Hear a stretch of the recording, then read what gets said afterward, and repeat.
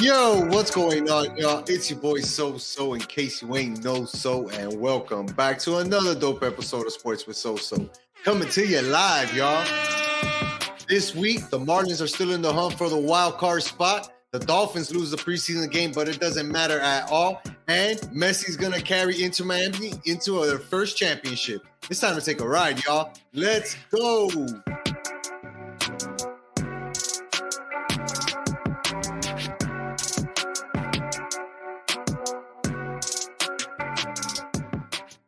And I'm back in the building with my main man, Joel. What up, player? What it do, So? Aquí, man, you know, living the life of thousandaire. Hey, I'm a McMillionaire. You know what I mean? So I'm living that kind of life. I like Even that. though they don't the McDonald's menu, they don't really have a dollar menu anymore, bro. You can't really be a McMillionaire anymore these days. They don't, dog. And it's almost a damn shame, you know what I'm saying? Because you could have got like a cheeseburger for 60 cents and shit like that. Like it saved a lot of lives. It saved a lot of lives. Dog, a McChicken is $2.50 these days, Papa. No cheese. No cheese. It's expensive, dog. Fun. It's expensive. You know? But before we get into everything today, I just want to say on behalf of us in the show, I apologize for not being in the studio today, and you're going to get a little bit subpar quality on the audio and the connection and all that stuff.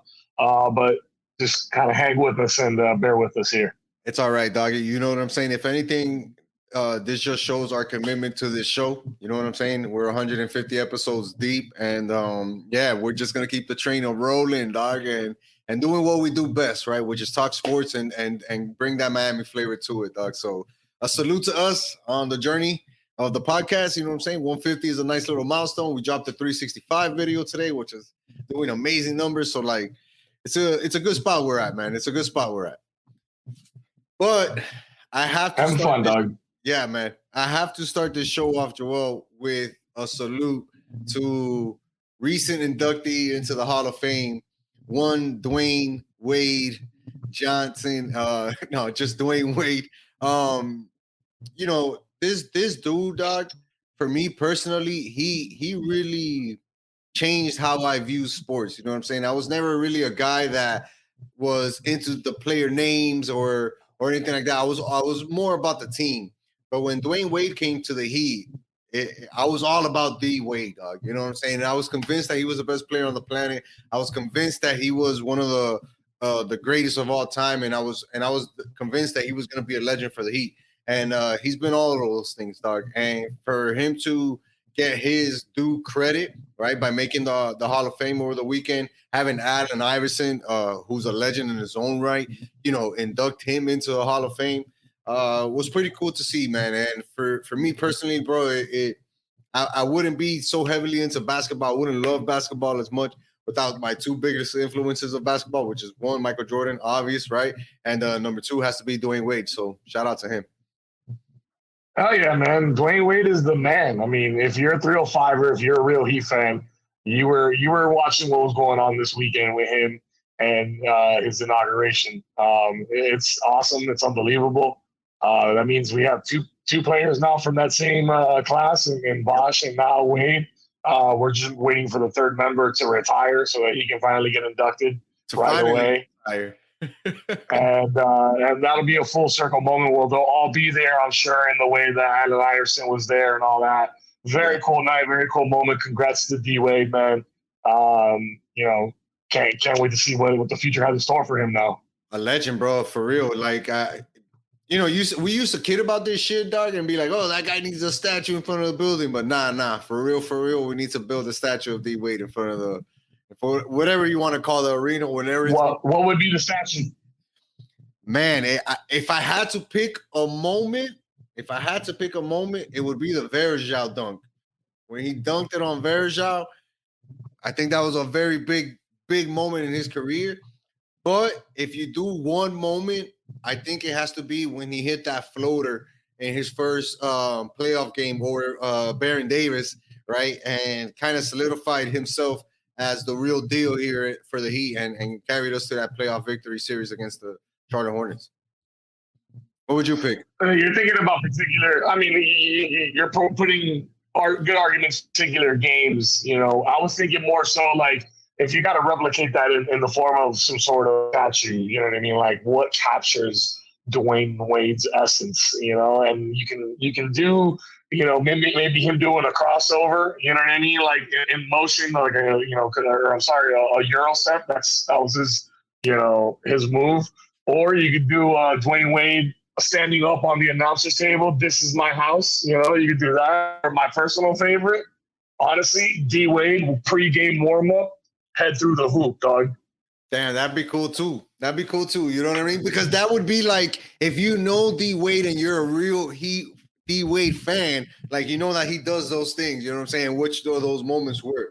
But you're talking about a guy who had so many great moments here as a Heat, and giving the fans like years and years of entertainment. Just been honestly, man, the best basketball player we've had down here in the Heat uniform.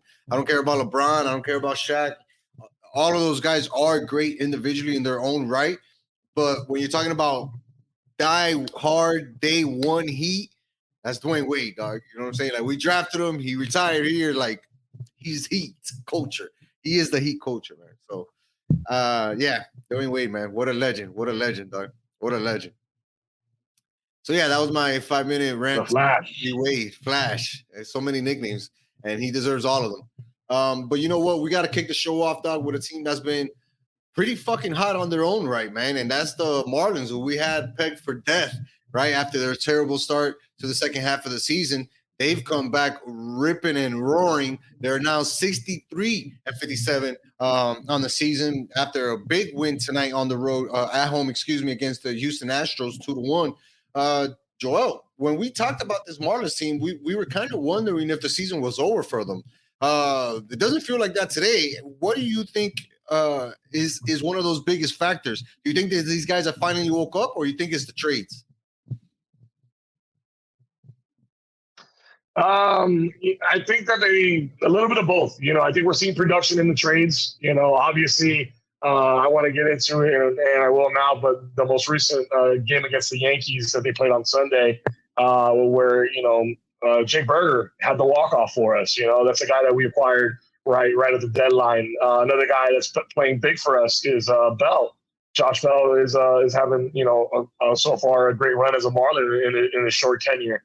So you're definitely seeing the trades, but you're also seeing our team waking the fuck up. I'm sorry, I got to put it that way because that's kind of what it seems like. And even in this in this little run that we're making right now, there's still moments where it's like, well, what are these guys doing? They're not playing to what they should be playing to. But it's nice to see that we're winning games again.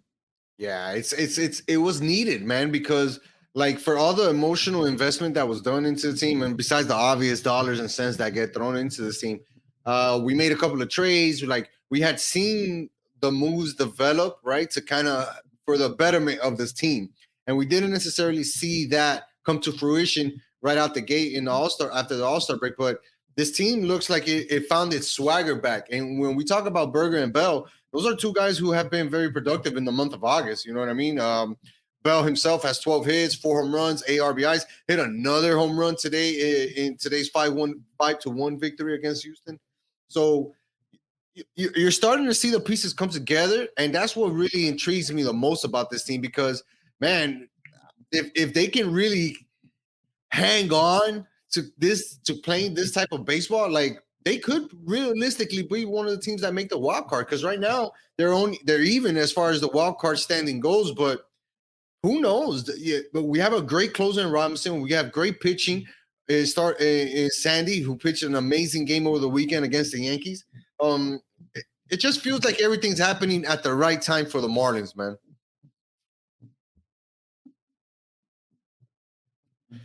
Did I lose you there? Yeah, no, absolutely, man. And winning series again, right? I mean, yeah. I'm here. I'm sorry. I have a terrible connection where I am, man. Go ahead. Hello? Yeah, I'm here. You got me? Hello? All right, we're going to put Joel on mute. We're going to remove him for a sec. Are you here? He's going to join us. get his connection straight. But for me, like a lot of that has to do with how the Marlins can really integrate these guys into the lineup. And one of the guys on the Marlins broadcast said it perfectly. He said that this Marlins team now has depth. There seems to be some type of cohesiveness. There seems to be some type of levels of different lineups that you can put out. And that's just going to help a guy like Skip Schumacher make those lineup adjustments, make those different changes here and there on who's playing what or who's batting where. Even for Arias, you know, Luis Arias was batting up in the lineup starting off. He kind of went through a little cold spell, and Schumacher dropped him a little bit into the third spot. And ever since he did drop Luis Arias into the third spot, Luis Arias has been playing excellent. Joel, I was just telling the people that Berger and Bell have been playing great in the month of August, but Skip Schumacher has also made a couple of small little tweaks, right, including dropping Arias from first to third that have really benefited the team. Yeah, I lost you again, so. God damn it. We're going to put Joel on timeout for right now, man. But yeah, that's pretty much my point with this Marlins team. Like, they're in the wild card hunt. It's very important that they continue to feed off the positive performances that they're getting. Like we talked about earlier with Sandy, right? On Saturday, he pitched a career, his 12th career complete game. Not only did he make a career game for himself by winning that 12th game, but you know he allowed 10 hits, 5 hits, struck out 10 batters, a 1 earned run, only walked 2 players, and that was his first home win since Minnesota on April 4th. Once you see Sandy put performances up like this, then it kind of gives you that hope that this team can really do it, And if they can give you that hope that Sandy can be better, Luzardo can be better, all of these guys can continue to pitch and pick up the pace, then it just means that this team is really going to make a push towards the playoffs, which is ultimately what we want. Right now, like I said, they're 63 and 57. What's up, Joel? You got me? I hope so, bro. I don't know what's up with this horrible Wi-Fi. No shouts out to the hotel, but this hotel Wi-Fi in Pensacola is awful. It's all right, man. Thankfully, we're only talking about the Marlins and nothing too serious. Yeah, yeah, go for it. Finish up. I was just gonna say, like, I mentioned Bell and Berger helping out a lot. I mentioned Skip Schumacher dropping Luis Arias in the lineup and what positive effect that had. But most importantly, Sandy Alcantara, his complete game on Saturday versus the Yankees was what we need to see from Sandy. Not maybe complete games, but like that dominance of pitching, right? Yeah. Yeah, knowing that he can, bro. I mean, this is a guy coming off of a Cy Young year, and we would like to, not that we want to put him in situations where he needs to do that, but it's nice to know that every once in a while he can do that if we need him to in a playoff game, perhaps, or a game with playoff implications. And then, I mean, I really want to make sure that we, while I have Wi-Fi and I'm still connected, I talk about this final game against the Yankees in that series at home. And, a game that we were out of it most part, man. And, from the very beginning and found a way to, claw ourselves back literally and win our 27th game of the year by 1 run. You see that, that tells you that this team is never really out of it, honestly. No. You're talking about scoring 5. I don't know how much of that you got, but I hope I got all of it. Got some of it. We got all of it. We got all of it, brother.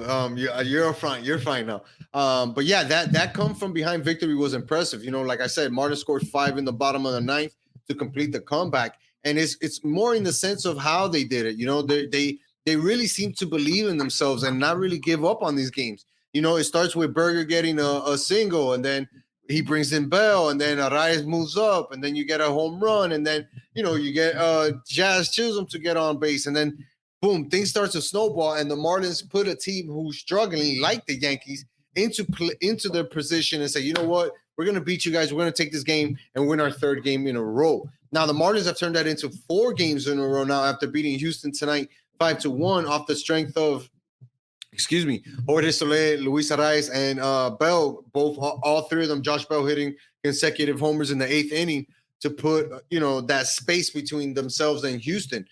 This Marlins team, Joel, if it makes the playoffs, would you say that it's probably top 3 best stories of the year in baseball?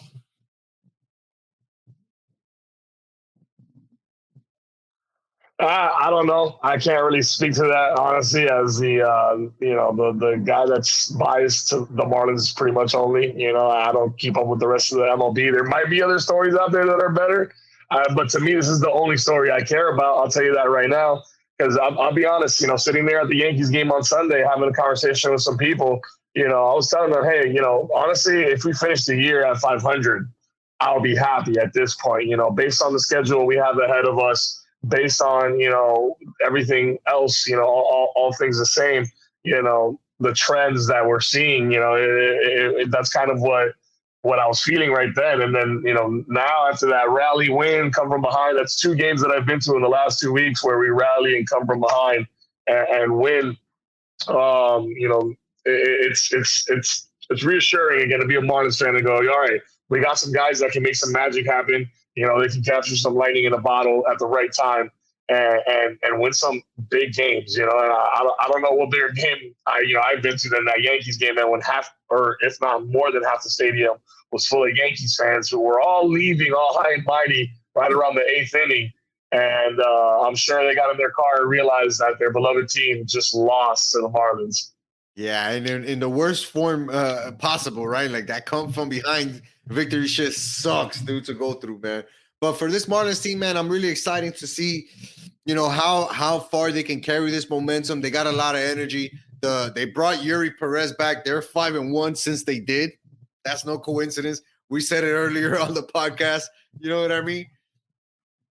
I was excited to see him play on Sunday, but he did struggle a little bit, and it makes sense. A guy that was in his groove before they took him, they put him down, and then now they bring him back up, and he's facing, a hot team and a hot pitcher and Cole on the other mound.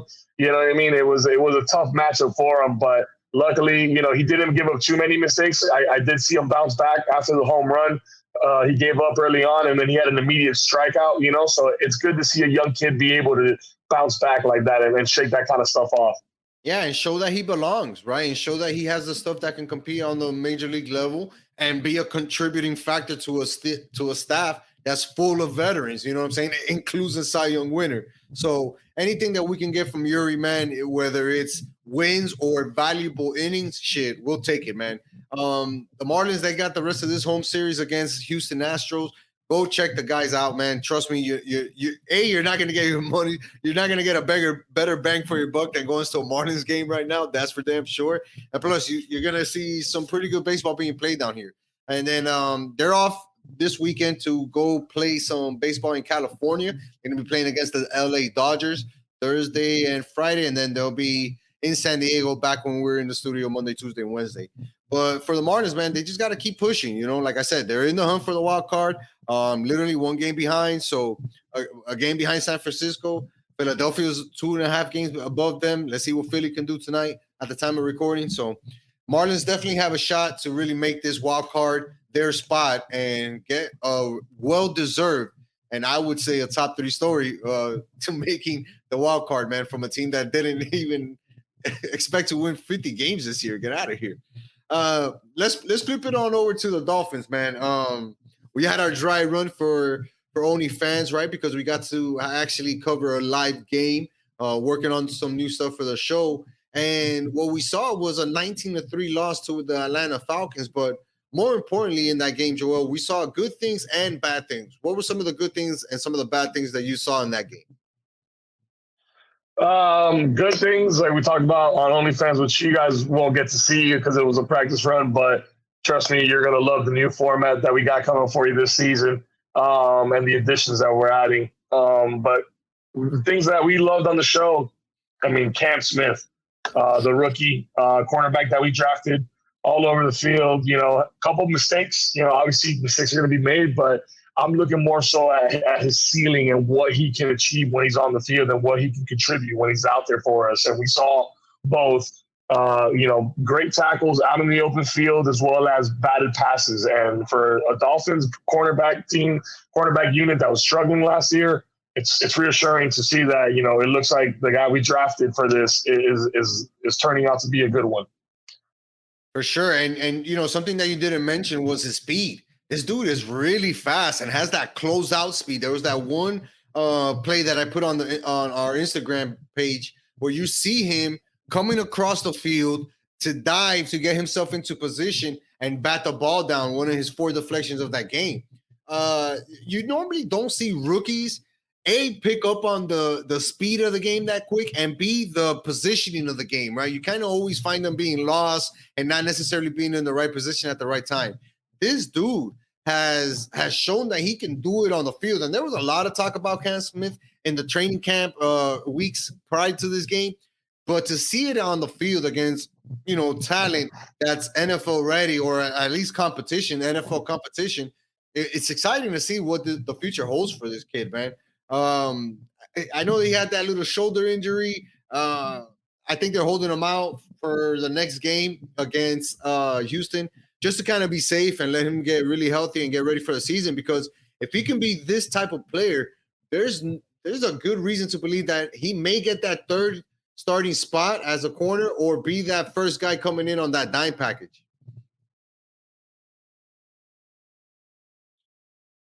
Oh, I'm sorry. I didn't know you were throwing that to me right there. I'm with you, dog. I'm totally with you.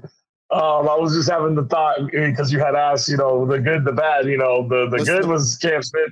The bad was our O-line, dog. Our O-line was terrible. It just looked so bad throughout the night. And we had starters in there, so that's concerning.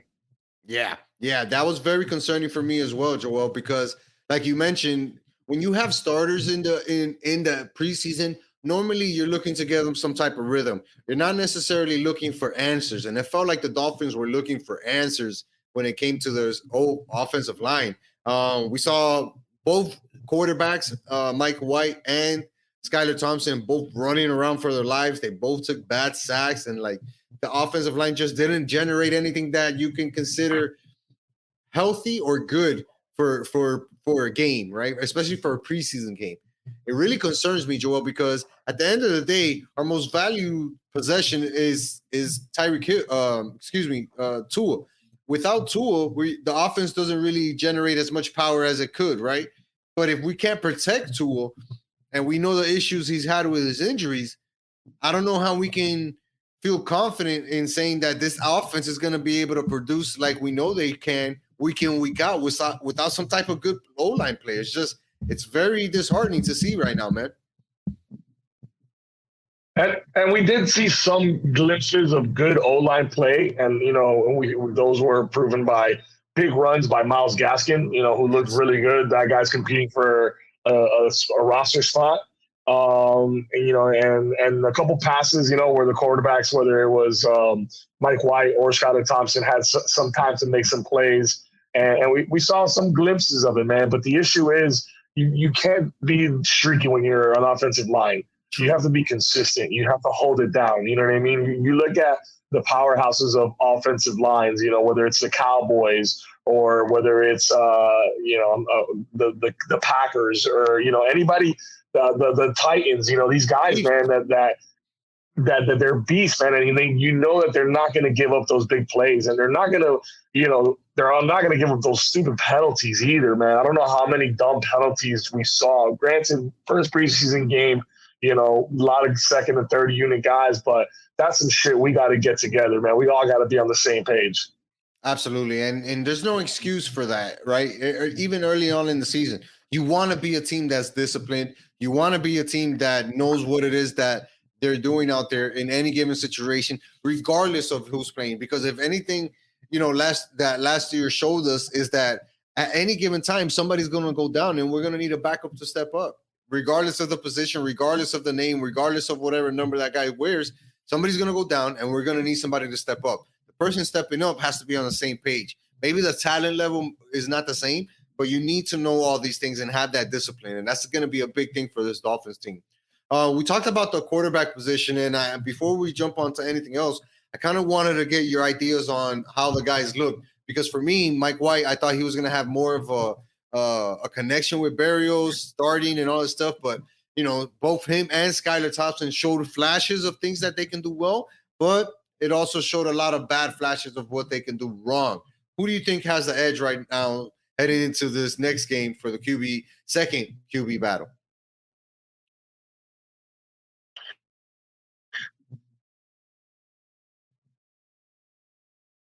Going strictly based off of that first preseason game, I think it's a coin flip, as of right now between Skylar and Mike White.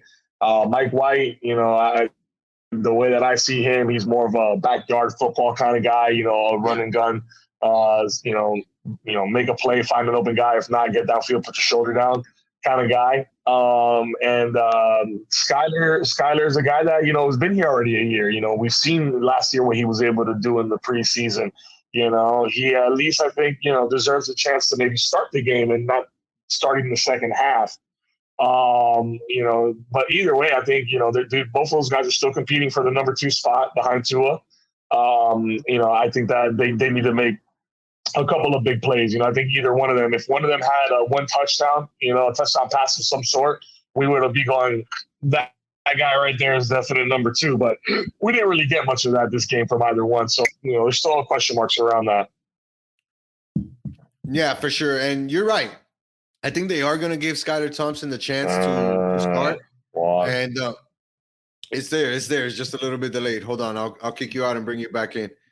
Joel's right. He has the right idea. I think they do let him start and let Skylar bounce back off that game and say, all right, now we're going to put you with the starters. Let's see if you can do something. If not, then I think they're just going to have to flip a coin and see which one is better on game day, man, because neither one of those guys gave me any type of inspiration or hope that they can be out and out the second QB behind Tua. I think they're still going to battle it out even throughout the regular season, which leads to, the importance of the offensive line playing that much better, or at least having that much more cohesion, because we need Tua to stay upright the entire season this year for sure, in order for us to have that real playoff chance, man. This Saturday, we get another preseason game. We're playing the Houston Texans, who are starting a rookie. CJ Stroud, number 2 pick overall, starting a 4 p.m. game on Saturday. Any reservations, anything that you want to look forward to this game? The O-line. Honestly, man, I want to see, what that O-line, improves week to week. McDaniels, he's going to be, using this to see what is valuable, who can do what out there besides the main guys. Guys are going to be fighting for their roster spots. You know what I mean? What I'm looking for as a fan is that, can we contain, that defense and, protect our quarterbacks, and then also, can we get a turnover on defense? Honestly, that's kind of what I'm looking for too. I want to see these guys hungry for the ball. So I'd like to see a turnover on defense.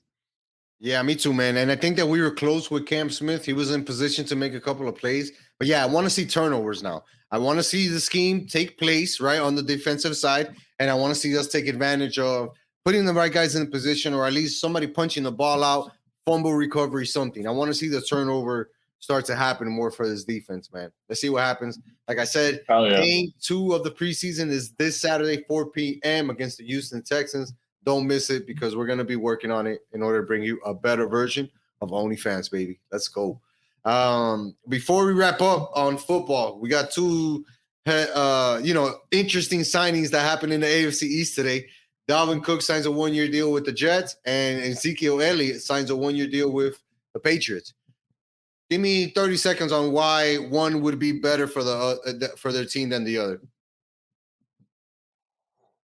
I think they're both washed, and I think the Jets suck, and I think the Patriots suck, and I think we're gonna dog both of them anyways. I think that it adds to both of them, bro. You got veteran running backs, guys that it seemed like based on their contract got a lot of incentives, as far as performance. Like, hey, we're not just gonna pay you a shit ton of money to come here. We're gonna pay you some to come here, but we're also gonna pay you if you put in the work and produce. And they both have stacked running back rooms, which is interesting and has fantasy implications. I had the fantasy, going in earlier on the TV, we're all in fantasy mode right now. What it means for fantasy and Ramondre Stevenson and Michael Carter or Brees Hall for the Jets, who knows? But as far as what the Dolphins need to look out for, it's another guy. I mean, we saw Dalvin cook us last year in one play for 80 yards, so he hadn't done the entire game. You know what I mean? We were able to contain him for 99% of his plays, but that one play, we couldn't contain him. He was able to break for a long touchdown. Zeke, we know what kind of back he's been in his prime. I think he's a little bit regressed since then. I think he's, not in his prime anymore, but who knows? He could have a rejuvenation, playing for a new team and a new head coach and all that stuff where he might want to put in some more work. So, and also having a guy like Ramondre Stevenson as the 1-2, that helps him out. So as far as the Dolphins go, man, we just got to keep doing our own thing. We can't worry about any one individual guy. I agree, brother, because I think that it just shows you that those teams recognize they need to have a running game in order to try to beat us, because we were so good against the run last year. You need to have a really good running back to come against the Dolphins. If you don't, we're going to force you to throw it, 30, 40, 50 times. And guess what? We got a bunch of ball hawks back there. So I think that's what that sign shows me, that the defense, battle is being led by the Dolphins and the Bills for sure. Before we end up the show, man, we got to talk about Inter Miami and, Lionel Messi. For me, this dude is definitely doing unprecedented things inside of Inter Miami CF. But I just think that at this point, what's stopping this guy from winning a trophy and bringing his, trophy to Inter Miami in his first season here or first couple of weeks here? They're 5-0 since he's gotten here, and this guy's just on fire, dog. Last time that we talked, last episode, I think you said we were 12 points behind. Can you give us an update where we stand right now? We are right now in the semifinals of the League Cup tournament, which is annual tournament between clubs in the MLS and clubs in the Mexican League, Liga MX. So right now we're in the semifinals. Another victory puts us in the finals, obviously. And, we're playing the Philadelphia Union, a team that we were going to play in the MLS, but they advanced, we advanced, so the game got postponed. And now it's a game tonight at 7 o'clock. Make sure you guys are watching that tonight. Obviously, Messi's on TV. People are going to be tuned in. But it just shows you how close, not even how close, man. It's like the impact and how quickly things can change when you have a rare emerald, diamond, gem, whatever you want to call him, in Lionel Messi. Like, we went from a team that was struggling to get wins, struggling to get a unicorn, struggling to get wins, struggling to get attendance, struggling to get other players to come here. And then all of a sudden he shows up and everything changes. Everybody's playing better. People are taking cut rate deals to be here. The stadium is packed. People are selling fucking $400 tickets to go see Messi. You know what I mean? Like, everything's changed for Miami. And now I think we have to look at the expectations of winning trophies. And this League's Cup probably has to be the first domino to fall in order to continue to build up that expectation that Messi brings. It's definitely probably the hottest topic right now. I know the Marlins are doing well, and we're excited for that, and then the Dolphins are in their swing. But I think if you ask a random person in Miami, what are you into right now, sports wise? It's probably going to be one word: Messi. He's changed everything for soccer here in Miami. You know what I mean? And I wish. You know what I wish, though? I wish, like, the Marlins can get some sort of, like, polarizing player like that to get some fandom to the Marlins, because obviously there's a bunch of Argentina fans that are fans of just Messi. And now because Messi's on that team, it's like, hey, by the transitive property of mathematics, like, ipso facto, you're now a Inter Miami CF fan, So it's doing great things for the club. I've yet to watch a game. I'll be honest with you. I've seen all the highlights. They're disgusting. He's the GOAT for a reason. But that game tonight, I'll probably be tuning in on Apple TV. And it's worth watching, obviously, besides the Messi fact. Like, yeah, he's gonna do some amazing shit, but like the rest of the team is really taking up to the challenge. You think about Sergio Busquets and the solidifying defense that he plays on the team, Jordi Alba, and the defense and offensive threat that he can provide to the team. Joseph Martinez has been playing great. Robert Taylor has been playing great. All these dudes, man, have really stepped their game up since Messi's got here because they feel the need to contribute to a team, right? You don't want to be dead weight against when you're playing with such a great player. You want to be contributing, and the more that you can contribute, the more you're easing the burden on a guy like Messi to go out there and save us, right? And hit a big free kick or make a big goal or make the big good pass.